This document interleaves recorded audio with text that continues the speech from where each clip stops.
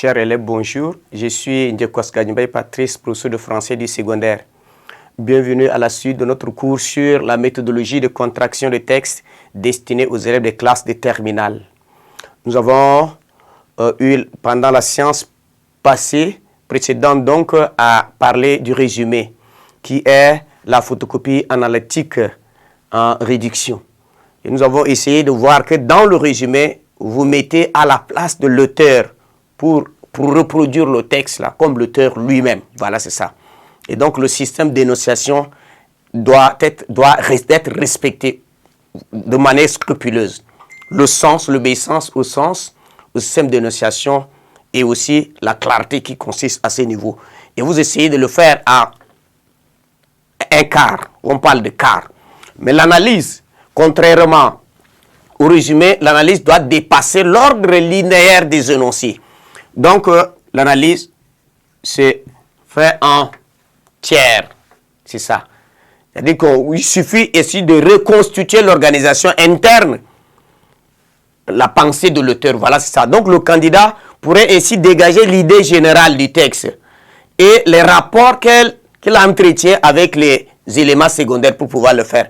Et donc, le candidat se situe à l'extérieur du texte et parle dans la position du critique à la troisième personne du singulier. Voilà ça. Troisième personne du singulier. Voilà, c'est ça. Il se retire en dehors pour le dire. Puisque l'analyse permet de clarifier les intentions de l'écrivain, le candidat emploiera donc ici des mots de liaison tels que l'auteur pense que, l'auteur dit que, l'auteur estime que, l'auteur croit que. Voilà, c'est ça. Et donc, dans ce cas, vous ne respectez plus le système d'énonciation. Voilà, c'est ça. Puisqu'on a dit dans le résumé qu'on doit respecter le système d'énonciation. Si le texte initial dit « je », le résumé aussi dit « je ». Par contre, dans l'analyse, ce n'est pas le cas puisque vous vous mettez en dehors. Dans le premier cas, vous employez les mêmes termes, les mêmes personnes, le même temps que l'auteur parce que vous vous placez à la place de l'auteur pour pouvoir le faire. Mais que dans l'analyse, vous vous mettez en dehors et vous parlez en un critique. Et donc, dans ce cas, vous utilisez la troisième personne du singulier. Donc, voilà, c'est pourquoi vous sortez du texte pour pouvoir le faire. Voilà, c'est ce que vous devez retenir de l'analyse. Après, nous allons faire l'étude comparative entre le résumé et l'analyse pour vous ressortir un certain nombre d'éléments que vous allez constater. Donc, vous devez voir comment compter le mot. Puisque dans le résumé ou soit l'analyse, il va falloir essayer donc de raccourcir. On vous demandera soit de résumer en tel ou tel nombre de mots et comment le faire.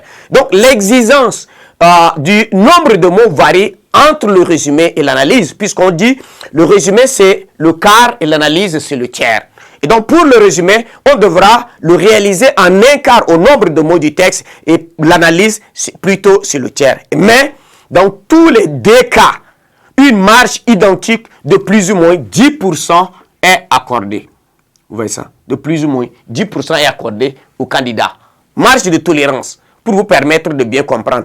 Et pour le décompte, à proprement parler, chaque signe orthographique distinct et séparé des autres sera considéré comme un mot, à l'exception des sigles et des nombres qui comptent pour un mot. Comme nous le voyons dans les exemples ci-après. Vous voyez ici, on dit, par exemple, on dit, je suis malade. Voilà ça. Je suis malade. Voilà, nous avons 1, 2, 3 mots. Voilà, c'est ça. Je suis malade. 3 mots. Voilà, c'est ça. C'est ça, comme ça que vous comptez le mot. Et donc, voilà, sont séparés par un blanc. Voilà, c'est ça. C'est ce qu'on attend par mot. Mais vous devez voir les cas particuliers, ce qui est très important pour nous. Les dates comptent pour un mot. Voilà, c'est ça. Par exemple, on dit ici 2021, c'est un mot. Voilà, c'est ça. Les pourcentages aussi comptent pour un mot. On dit ici, c'est un mot. Voilà, c'est ça.